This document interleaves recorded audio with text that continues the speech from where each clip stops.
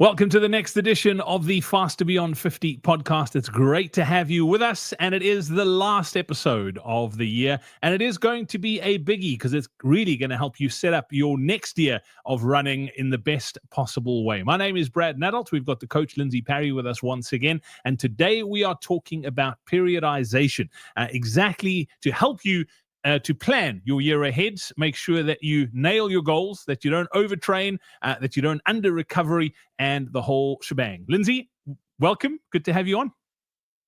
Cool. Yeah, Brad, very excited. I've said it a few times over the last few weeks that my brain really has clicked into 2025 easily. You know, there's normally that like transition where in April you're still writing down the date from the from the year before. Not having any of that, and part of that is because I love planning for a new project, and so this is a perfect topic because as we go into the end of the year, and in particular come out of the new year, how to get the best out of your year. Well, you're not going to get the best out of the year unless you plan your year. So great topic, and I'm excited to get into it. Yeah, I mean, Lindsey, just high level periodization is quite a fancy word, but it's sort of just is what it is. It's basically sort of putting the races and sessions that need to be where they need to be in order to make sure you become the best athlete you can be. Correct? Absolutely. So you know, when periodization became popular as a methodology to plan out for specific events, calendars weren't international. So for team sports, for individual sports, you could kind of clump these things into macro, meso, and micro cycles. So macro cycles might be months or sometimes even years. Your meso cycles will be your kind of medium-term planning, and your micro cycles are what do we do every single day. So that's kind of periodization in terms of defining it as a concept. But really what's happened now is that we have Northern and Hemisphere are one. It's easy to travel. You know, races happen all over the world, so you could race pretty much every weekend of the year if you wanted to.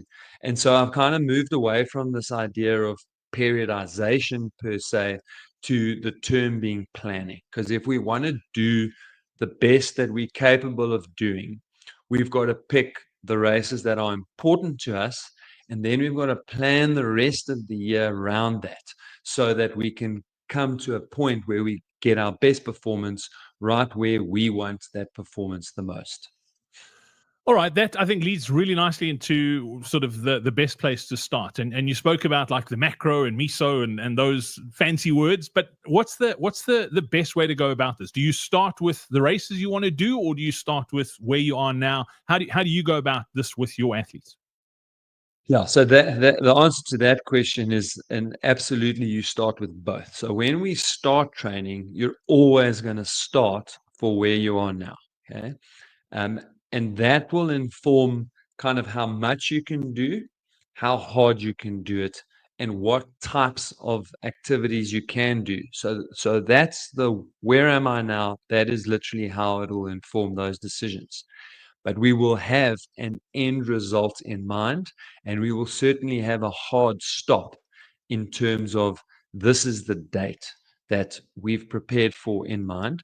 And so that we will obviously take into account and the degree or the amount of time we can spend working through each of our phases that we would like to get through in training will be largely determined by how much time we've got available, and it'll be determined a little bit by where we are now.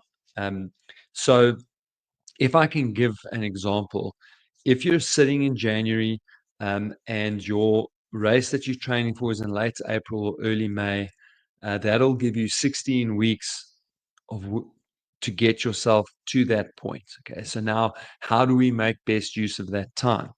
So that would then be right. If you arrive in January with 4 months to race day and you've done absolutely nothing, you obviously really compromise your ability to get the best out of yourself on that day. So that will have a huge impact on how you can start.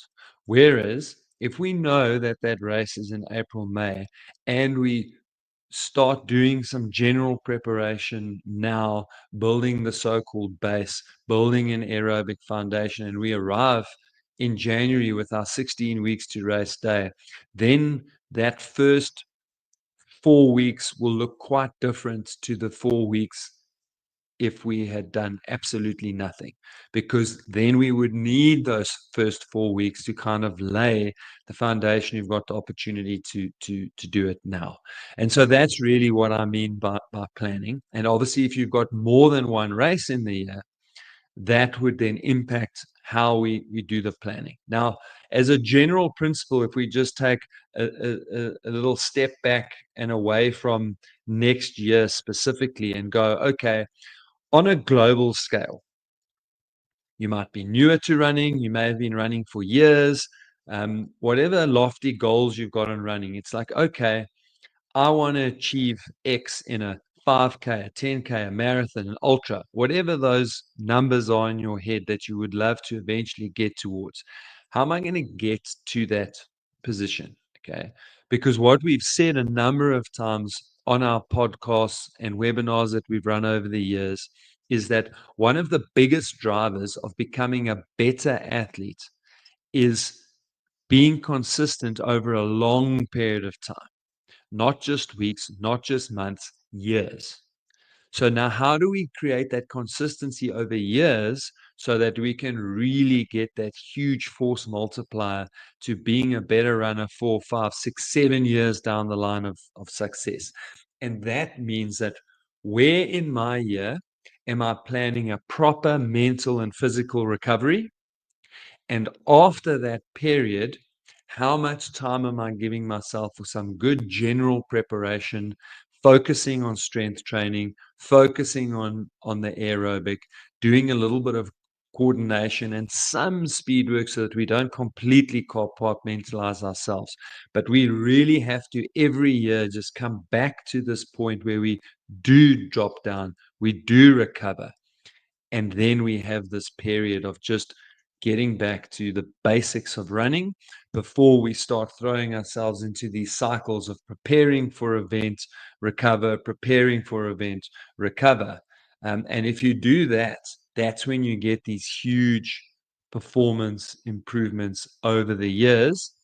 And one of the mistakes I've made as a coach, a few times actually. So, I mean, this is the thing. It's so easy to forget this very basic thing. But a few times over the year, after a very successful year, it'll be a bit of a recovery, and then it'll be slotting in where we were and almost skipping that like very basic 4, 6, 8 week period where we really just focus on the overall general preparation of the runner. And I can tell you without fail that the best years that I have with any athlete are when we get that period right.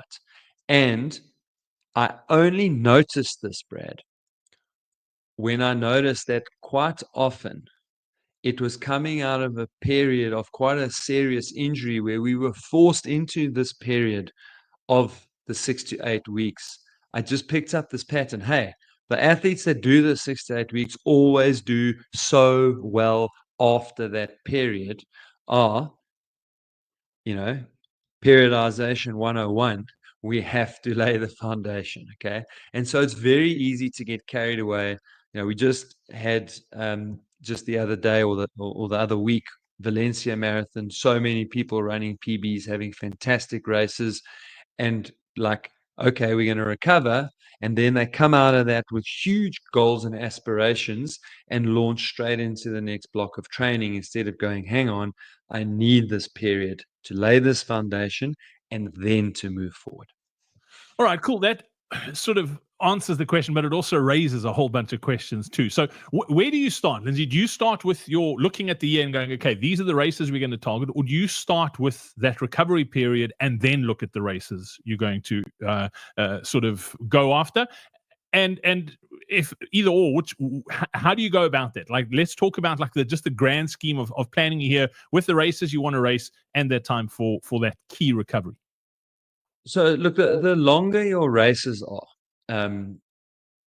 So marathons and ultras, the longer that the event that you're preparing for, the more likely it is that you're going to peg the race first, because generally that takes a load of planning.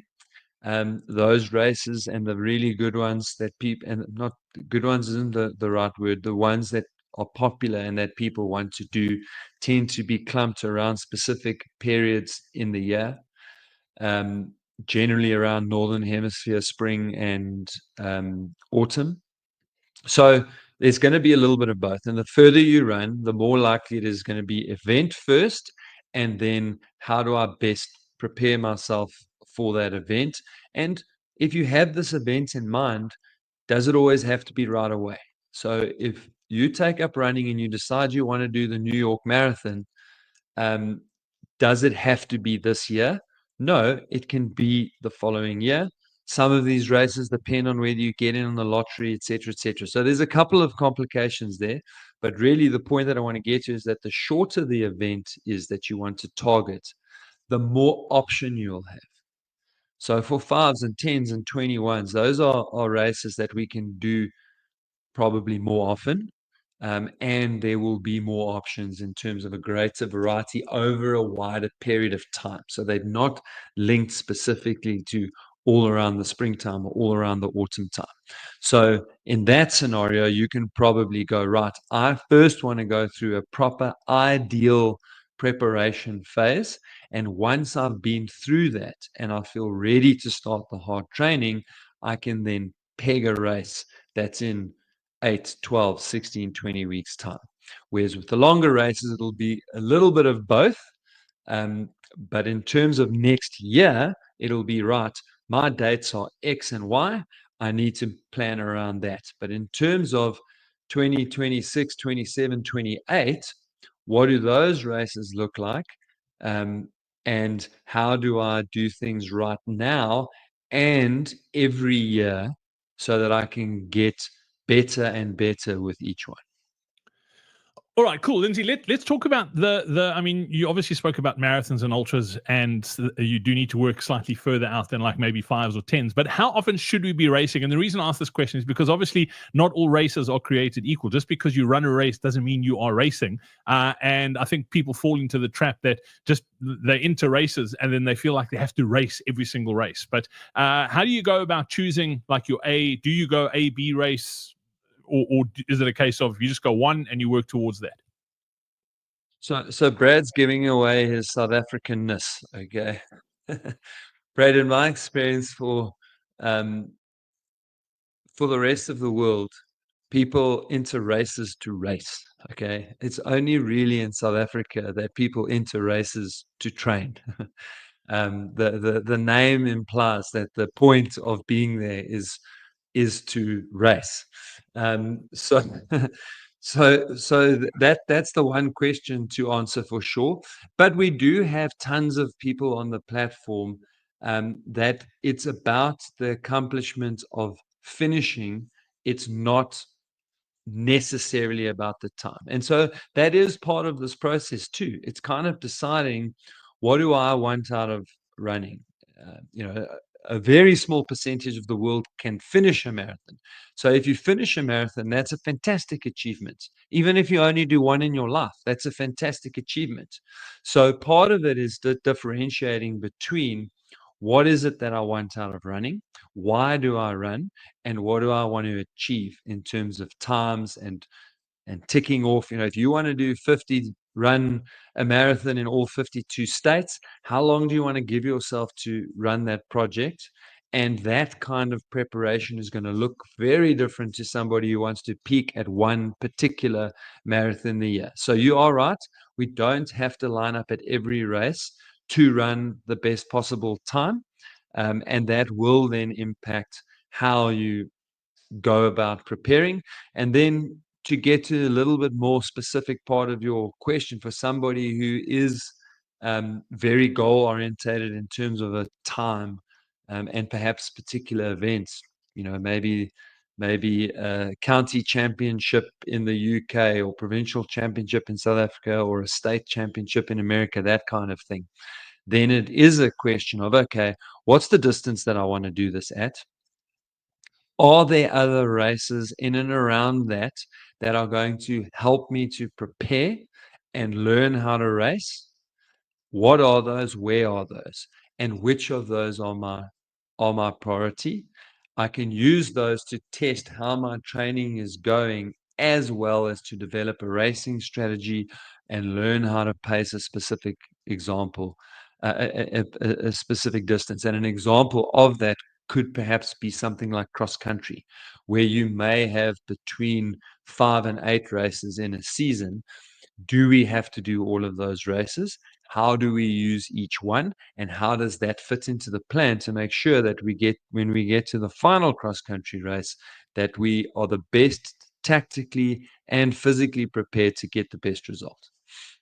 Lindsey, let's talk about the phases of training. Like once you set up those goals and you know sort of what you're working towards, is it a case of it's the same all year round, or are there different phases of training? And if they are, what sort of lengths are those training blocks? Yeah, I like to work in 4-week blocks, partly because it's easy, and partly because, in my experience, people who are still working full-time jobs or still are very involved in their community and or family, I find that loading for 3 weeks and then um, recovering from the effort of those 3 weeks works quite well. In some instances, particularly as we're getting older, 2 weeks of loading and 1 week of recovery works quite well. Now, those are what I would refer to as the meso cycle. Okay, so your macro cycle will be the year. Your meso cycle would be each of those little blocks. Now, I would sometimes use 2 blocks to prepare for a specific um, component of fitness. Sometimes it would be 4 weeks of that cycle. Okay. And again, that does depend on how much time you give me to your event, but it also depends on what that event is itself. So back to the kind of what we're discussing here. So there'll be a general preparation phase, a base phase, an aerobic development phase. Coaches all have different names for it. In that phase, I will also have a very strong strength component where I will focus heavily on actual um, like resistance training, strength type of training.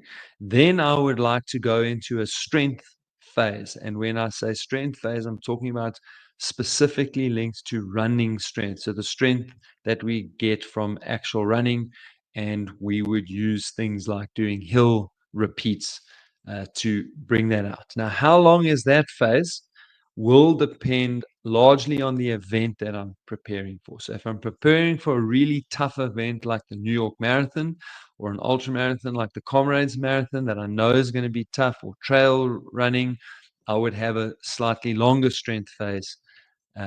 If I'm training for a flat and fast race, I'd have a slightly shorter strength phase, but those phases are always a minimum of 4 weeks, typically a maximum of 8 weeks.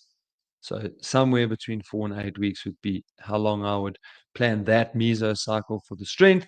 Then I'd go into a strength endurance or a speed endurance phase, and that will be determined again by the nature of the event rather than having a fixed kind of pattern of how long these phases should be. But typically that is 4 weeks long. I don't typically go outside of that, and then it'll be into the speed phase, and then into a competition phase. So that will then very much depend on what we are training for. So a competition phase for a longer event is going to be one competition.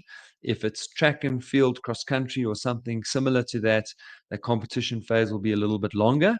And the competition phase might overlap a little bit with strength. So in other words, I might have one race in that strength endurance phase, one race in the speed phase, and then move into that competition phase where there might be 2 to 4 events that lead us into the main competition.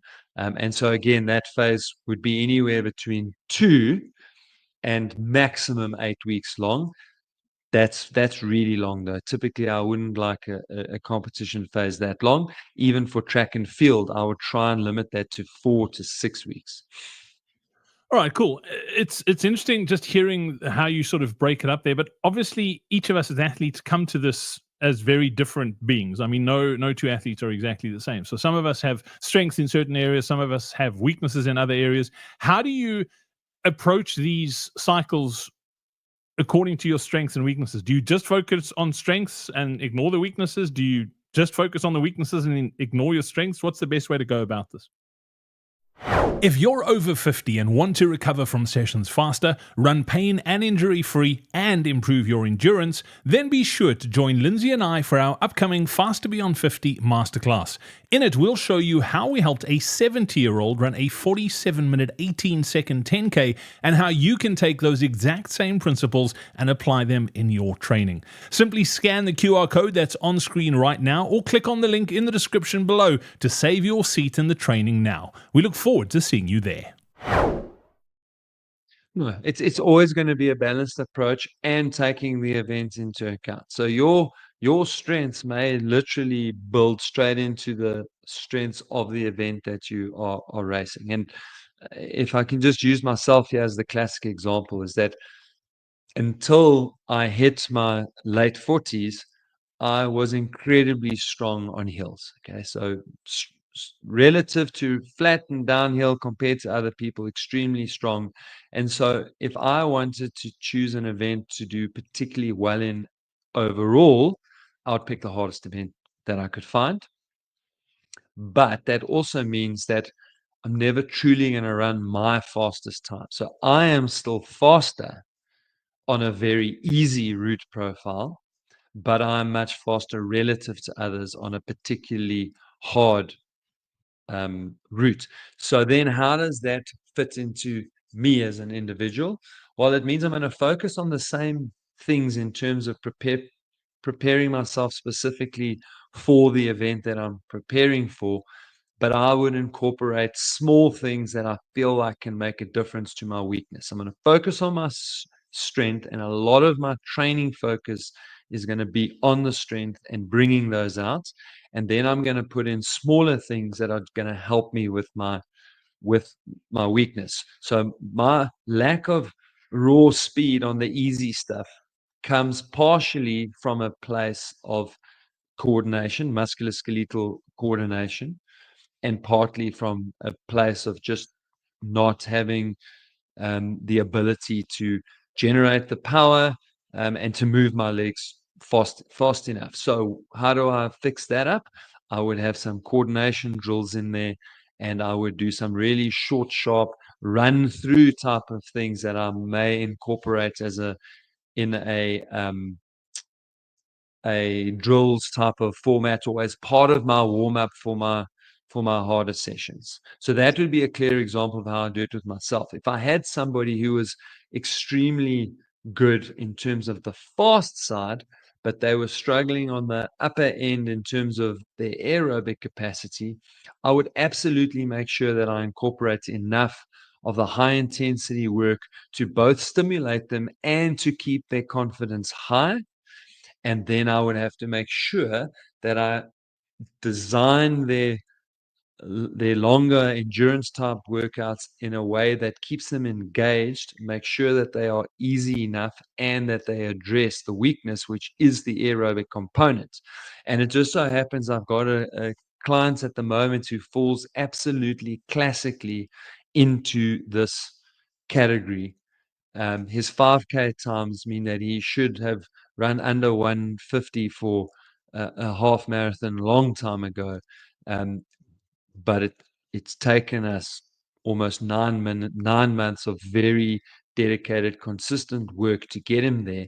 And I incorporate a little bit of short, sharp in his long runs, which I can tell you I do not do often. But part of the reason is because he's so stimulated by that, and he gets so bored from the long, easy, that after I stimulate him a little bit, his next section of very easy goes much better, and he enjoys it much more, and he only has to concentrate on that for a very short period of time. And by doing that, I end up getting him through these really long sessions where 98% of the work is done exactly where I want him to do it, but I've given him just enough stimulus to really fire up where he's good mentally and physically. And then, of course, I have very fast sessions for him in the week. Again, I know he's going to look forward to those and respond well to them. It's going to boost his fitness. So that's how you play that equation of strengths versus weaknesses, focusing on the strengths, but bringing in enough work to make sure that we bring the weakness along. Yeah, I'm having a quiet chuckle to myself too, because I'm training for a marathon. The 12-week block started last week, and I've come out of a bit of recovery, really nice base period, and now we're heading towards this next marathon, which is happening in the middle of February. And you and I have had this conversation so many times over the years. Like, I absolutely hate doing intervals. Like, I just absolutely hate. But it's one of the. I don't know if that's a weakness or a strength, or if that's just me just not liking intervals. So is it a case of, you know what, you just got to eat your vegetables and do what you need to do in order to reach the goal, or are there ways around? I don't know if it is a weakness, or if it's just a very intense dislike of certain sessions. And I think you absolutely get that. And there's definitely ways around that, Brad. Need, you don't need to do intervals, and you will run okay without the intervals. But to get to where you want to get to in your running, we do need some of that work that pushes you out of that comfort zone. And as I said just now, for me personally, that real weakness in top end, because I just don't have that real top end power or the coordination to get to that point.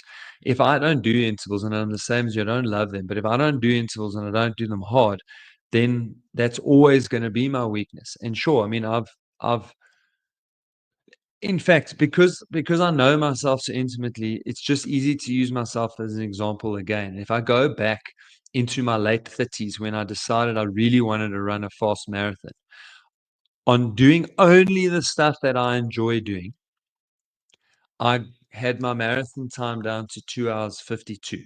Okay. But I'd run between 2 hours 52 and 2 hours 54 a whole bunch of times, and it wasn't going to get any better than that. And with some specific training and putting in the effort to do the intervals, I got that time down to 2 hours 45. And so that's really the question you've got to ask yourself, and anyone listening out there's got to ask that same question. Is that bearing your goals in mind, Brad, we can get you to the 4-hour 50 marathon that you need, carrying on the way that you are carrying now. But if you want to get back to where you were before, and qualifying for some of our ultras in South Africa very comfortably, then you need to put yourself out of that comfort zone and do a little bit of that type of work so that we can get you into the high 430s where you're capable of running. Yeah, I guess it's just a mental block that I have. But Lindsey, you mentioned when we first started talking about this, about that initial block of recovery and making sure that you've got that in, particularly if you have just come off a big event. But let's just talk about recovery in general and how recovery fits into this entire process, not just after a big event, but right throughout this sort of planning phase and building up to races. Yeah, and quite frankly, as we get older, this is the part that becomes so important, because as much as I love having this proper break every year, the thing that I'm picking up in both my clients and myself is that if we make that break too long as we get older, the loss of fitness is actually quite significant, and it takes a longer than it used to get back to kind of where we were. So this break every year, um, I used to insist on 2 weeks. Now I'm like getting more to look 7 weeks of like proper rest, and then a week of quite laissez-faire, but doing something so that we don't lose too much. But in order to get that right, we must make sure that during the year we are getting the recovery right and getting the recovery cycles right, so that on an ongoing basis, we can get the best out of our running. So there's like a micro component again, and that is that to get the best out of our training, we have to recover properly in the short term. But to get the best out of our longevity and overall running experience, we also have to get that recovery right so that we don't run into short and medium term issues. Okay. So how do we get that right? Again, I alluded to it when I was talking around those like 4-week structure and how I like to have these blocks of loading and then a week of much easier training. But we have to take it even another step, and we got to go to right. What's the micro? What does the micro structure look like? Our day to day, our week in and our week out. We've got to build in little bits of rest and recovery into that actual week. Some of it will be active recovery, and some of it will be a full-blown rest. Okay, so I love an actual rest day where people don't do any strength training or cross training or anything. I have a couple of clients that get very anxious about doing absolutely nothing. So then we incorporate super low intensity things like a very easy swim, a walk, and not a brisk walk, like an actual easy walk, very easy cycle, non-impact exercise. But I really like this idea of a rest day where the mind and the body just have a day where they're not worrying about the physical exercise, and then absolutely 2 to 3 days in the week where we are not running. Okay, so those days where we're not running can have strength in them. They can have some easy cycling. They can have swimming. They can have elliptigo. They can have other things that are non-impact and not running. But that's 2 to 3 days in each of these 7-day microcycles that are planned. And if we do that, and we spread the load out through the week, so we try and keep the long runs in particular separated from the really fast run, and then the rest of the runs are really nice and easy in between that builds these cycles where we get good rest and recovery. That keeps us able to keep improving, because Brad, you always say it best, you can only improve by recovering from your sessions. The only time you can improve by ensuring that you recover. So you say Let me it. help. You say it best. Say The it. only training you fully benefit from is the training you fully recover from. There you go. There we go. Yes, that is a really that sums it up just perfectly. Yeah, and we'll have those little recoveries in the actual week. But that's not enough. Like over a 2 to 3 week period, the load builds up, that those little bits of recovery that we are doing are not quite enough, and the cumulative fatigue adds up. And then we need a week where we really decompress, go much easier, drop the volume, do some. We might maintain the intensity, but the repetitions and the volume of that intensity will drop down significantly, and that then will allow us to keep on improving. And then we will run through quite a few of those. Typically, 3 to 4 of those is as much as we can sustain before we'll need a more significant break. And fortunately, that normally coincides with a race, Brad. So normally we'll do 3 to 4 of those 4-week cycles, boom, have an event, then have even more recovery and downtime after that event, and then we'll start building up again in those cycles. Yeah, and that recovery is so important, Lindsey. I was just reminded of it again after my last marathon, which was in October, and we were chatting at the running club in the last week, actually, and somebody was saying that they just really struggled straight after Cape Town, and they didn't take time off. They kept on running straight through. They weren't doing tons of volume, but they were just complaining that they were really, really tired and struggling with fatigue. And the best way that they summed it up was like they felt like they had long COVID. That it was just this they were just knackered. And I just thought to myself, there's a prime example of someone who was really excited after a marathon that went fairly well and jumped straight back into it thinking, you know what, I'm going to keep building on this fitness. And you can't. That recovery is crucial. You have to take those down times. Let's touch on once we've got everything in place, so we've worked on our sort of overall yearly plan of the races we're tracking, the sort of cycles of how we're building up towards that, the different training phases, we've made sure there's enough recovery in there. Things don't always go according to plan, unfortunately, and sometimes there are setbacks, and it could be an injury, it could be an illness, it could be just life getting in the way. How do you deal with setbacks and having to sort of juggle, because it's not set in stone, Lindsey? Life is fluid, and how do you deal with moving things around if you have to, in order to make this thing work in your life? So look, there always going to be illness and injury. Those are the two biggest um, things that derail us. But yeah, there are other things in life: retrenchment, bereavement in the family. Life does happen, and how does that impact us? So the easier ones to deal with are the short-term impacts. So injury and illness. Very few injuries and illnesses are of a nature that they will completely derail the process for the specific event that you are training for. So if you are cognizant of the fact that this needs dealing with, and we deal with it straight away. So that is immediately resting, it's seeking help and treatment. Typically, if we deal with injuries and illness that way, we will be back and we'll be training, yeah, typically in days, but maybe 10 days, 2 weeks at a push.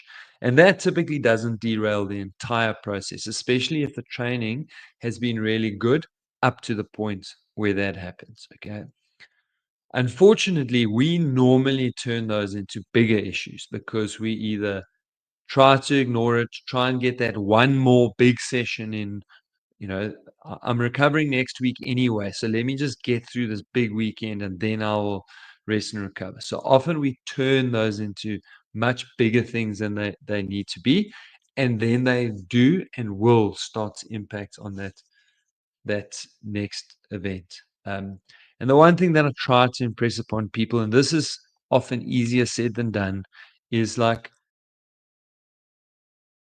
only do the race that you fully prepared for. Okay. So, if that is a London marathon or a Tokyo, Sydney, Cape Town, um, that's a bitter pill to swallow. So, if you've now injured, you've trying to push through one more thing, you've gotten really sick, you've missed like 4 weeks, 5 weeks of training.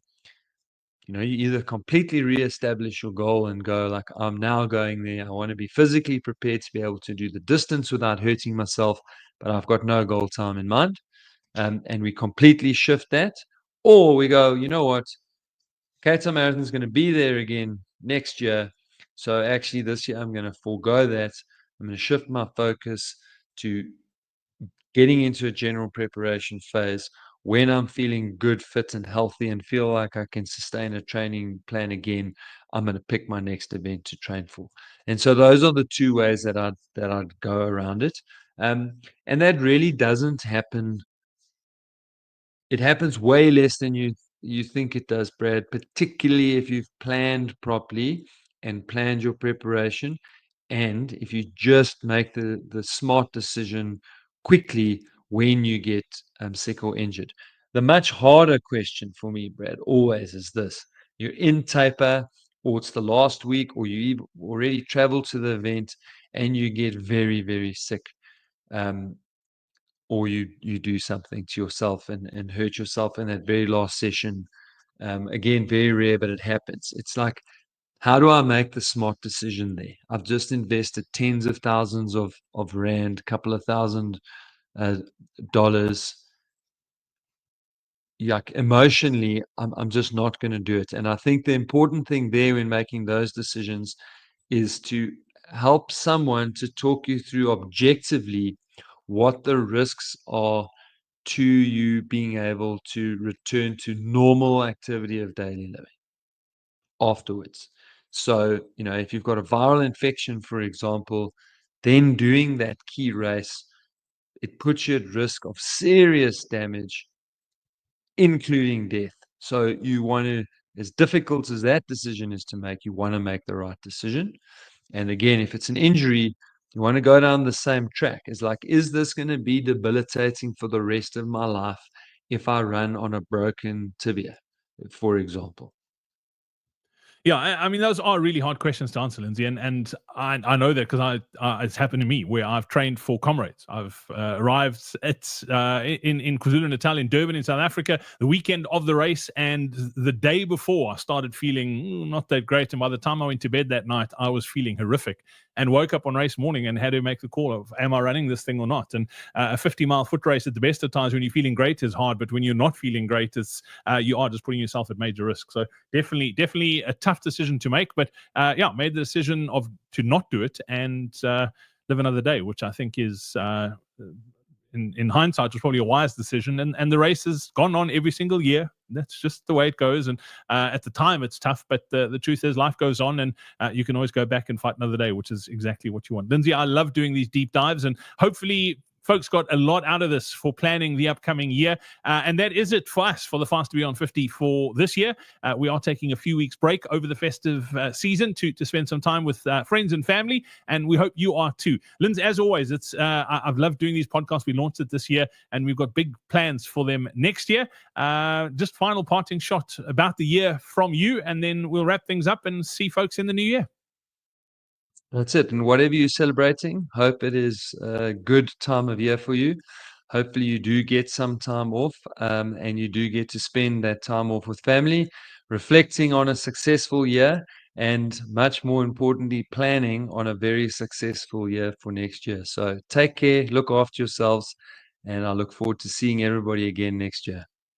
Yeah, absolutely. And if you do need help planning your year next year, make sure you check out the Fast to Beyond 50 Master Plan. I'll pop the link in the description and the show notes of this podcast as well. If you're watching on YouTube, you can click on the link on screen right now to click straight through there. We'd love to help you achieve your goals in the upcoming year. And from myself, Brad Nadald, and the coach Lindsey Parry, once again, all the best for the festive season, and may you have a truly blessed 2025.